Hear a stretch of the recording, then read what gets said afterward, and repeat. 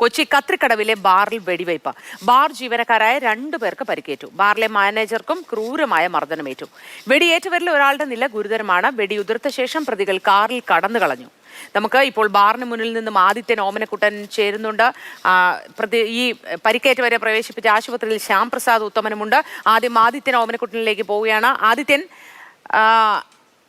ഈ വെടി ഉതിർത്ത സംഭവം സത്യത്തിൽ ഇത് നമുക്ക് ആദിത്യൻ സൂചിപ്പിക്കുന്നത് പോലെ നമുക്കൊന്നും കേട്ട് കേൾവി ഇല്ലാത്തതാണ് അല്ലേ?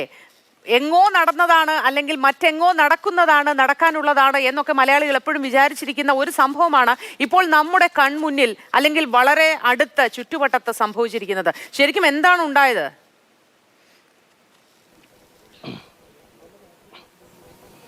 മൊത്തം ഏറെ ഞെട്ടിപ്പിക്കുന്ന ഒരു സംഭവം, കേട്ടുകേൾവിയില്ലാത്ത ഒരു വെടിവെപ്പ്, ആൾക്കൂട്ട വെടിവെപ്പും ബാറിൽ ഉണ്ടാകുന്ന വെടിവെപ്പൊക്കെ അമേരിക്കയിൽ നിന്നൊക്കെ നമുക്ക് പുലർച്ചെ കിട്ടുന്ന വാർത്തകൾ എന്നല്ലാതെ മലയാളികൾക്ക് അത്ര സുപരിചിതമല്ലാത്ത ഒരു വാർത്ത, ഏറെ ശുഭകരമല്ലാത്തൊരു വാർത്തയാണ് ഇപ്പോൾ കൊച്ചിയിൽ നിന്ന് വരുന്നത്.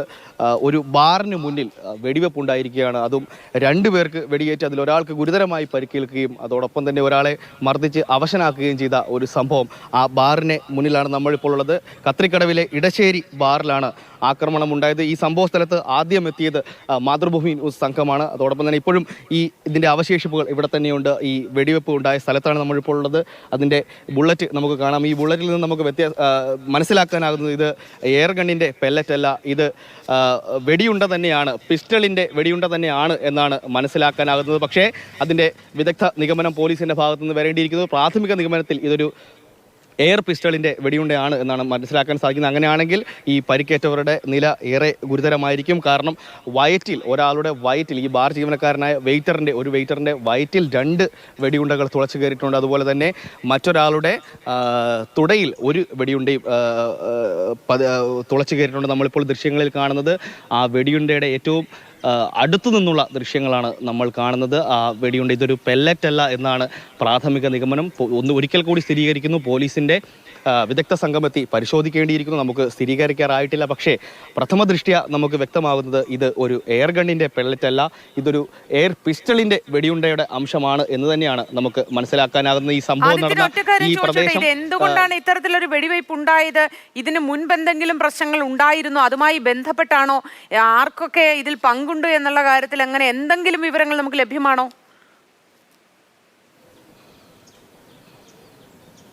മോത്തി, ഏറ്റവും ഒടുവിൽ ലഭിക്കുന്ന വിവരം ഈ വാഹനം തൊടുപുഴ സ്വദേശിയുടെ പേരിലുള്ള വാഹനമാണെന്നാണ് ഇപ്പോൾ ഏറ്റവും ഒടുവിലായി നമുക്ക് ലഭിക്കുന്ന വിവരം. അതായത് 4 പേരടങ്ങുന്ന സംഘമാണ് ഒരു പഴയ മോഡൽ ഫോർഡ് ഫിഗോ കാറിൽ ഇവിടെ എത്തി അക്രമം നടത്തിയത്. ഇതിൻ്റെ അക്രമണത്തിൻ്റെ കാരണത്തെപ്പറ്റി പോലീസിൽ നിന്ന് പ്രാഥമികമായ വിവരം മാത്രമാണ് നമുക്കുള്ളത്. അതും 2 കാരണങ്ങളാണ്, 2 അഭ്യൂഹങ്ങളാണ് എന്ന് പറയുന്നതായിരിക്കും അഭികാമ്യം. 2 അഭ്യൂഹങ്ങളാണ് പറയുന്നത്. ഒന്ന്, 11 മണിക്ക് ശേഷം, ഒരു 11:30 ശേഷമാണ് ഇവിടെ ഈ സംഘർഷം ഉണ്ടാകുന്നത്. 11:30ക്കും 12നും ഇടയ്ക്ക്. അതായത് ഈ ബാർ പൂട്ടിയതിനു ശേഷം മദ്യം ആവശ്യപ്പെടുകയും അത് നൽകാൻ സാധിക്കില്ല, കാരണം അത് നിയമവിരുദ്ധമാണ് എന്ന് മാനേജർ ഇവരെ പറയുകയും മാനേജറുമായി ഇവർ തർക്കമുണ്ടാകുന്നു. അങ്ങനെ ബാറിൽ നിന്ന് ഇറങ്ങുന്ന വഴിക്ക് മാനേജരെ ഈ അക്രമി സംഘം 4 പേരടങ്ങുന്ന അക്രമി സംഘം മർദ്ദിച്ച് അവശനാക്കുന്നു. ഇത് കണ്ടുവന്ന ബാർ ജീവനക്കാർ, അതായത് ഈ വെയിറ്റർമാർ 2 പേർ ഇതിൽ ഇടപെടുന്നു. മാനേജരെ മർദ്ദിക്കുമ്പോൾ അവർ ചോദ്യം ചെയ്യുന്നു, അവർക്ക് തടസ്സം സൃഷ്ടിക്കുന്നു. അങ്ങനെ അതിനുശേഷം ഇവർക്ക് നേരെ വെടിയുതിർത്ത് അക്രമി സംഘം ഈ കാറിൽ കടന്നു കളഞ്ഞുവെന്നാണ് ഒരു അഭ്യൂഹം. അത് മാത്രമല്ല, പക്ഷേ ഈ അക്രമം സംഭവിക്കുന്ന ഈ ഒരു മേഖലയാണ് ഈ മറ്റൊരു ദുരൂഹത. കാരണം ഇത് ബാറിൻ്റെ മുൻഭാഗത്താണ്. അപ്പോൾ ബാറിനുള്ളിലുണ്ടായ ഒരു തർക്കമാണെങ്കിൽ, മദ്യത്തെ ചൊല്ലിയുള്ള തർക്കമാണെങ്കിൽ അവിടെയായിരുന്നു അക്രമം സംഭവിക്കേണ്ടത്. പക്ഷേ ഈ മാനേജരെ മർദ്ദിക്കണമെന്ന മുൻവൈരാഗ്യത്തിൽ മാനേജരെ മർദ്ദിക്കണമെന്ന കൃത്യമായ ഉദ്ദേശത്തോടുകൂടി എത്തിയതാണ് എന്ന് ഒരു അഭ്യൂഹവും പരക്കുന്നുണ്ട്. അങ്ങനെ ആ മാനേജരെ മർദ്ദിച്ച് കൊണ്ടിരിക്കെ ഈ ജീവനക്കാർ ഇടപെടുകയും അവിടെ വെടിവെപ്പിലേക്ക് കലാശിക്കുകയുമായിരുന്നു എന്നാണ് അറിയാൻ സാധിക്കുന്നത്. എന്തായാലും ഒരു ഫോർഡ് ഫിഗോ വെളുത്ത കാറിൽ ഇവിടെ നിന്നും പ്രതികൾ കടന്നു കളഞ്ഞു. സംഭവ സ്ഥലത്ത് നിന്ന് അവർ കലൂർ കടവന്ത്ര റോഡിലേക്കാണ്, നഗരഹൃദയത്തിലെ സുപ്രധാനമായ ഒരു റോഡിലേക്കാണ് ഇവർ കടന്നത്. ഈ വാഹനം തൊടുപുഴ സ്വദേശിയുടെ പേരിലുള്ള വാഹനമാണ് എന്നാണ് ഏറ്റവും ഒടുവിൽ ലഭിക്കുന്ന വിവരം. എന്തായാലും ഈ ബാറിന് തൊട്ടുമുന്നിൽ ഈ CCTV ദൃശ്യങ്ങൾ പോലീസ് ശേഖരിച്ചു കഴിഞ്ഞാൽ അതിൽ ആരൊക്കെയാണ് അക്രമം നടത്തിയതെന്ന കൃത്യമായ വിവരമുണ്ട്, കൃത്യമായ ദൃശ്യങ്ങൾ പോലീസിന് ലഭിച്ചിട്ടുണ്ട്.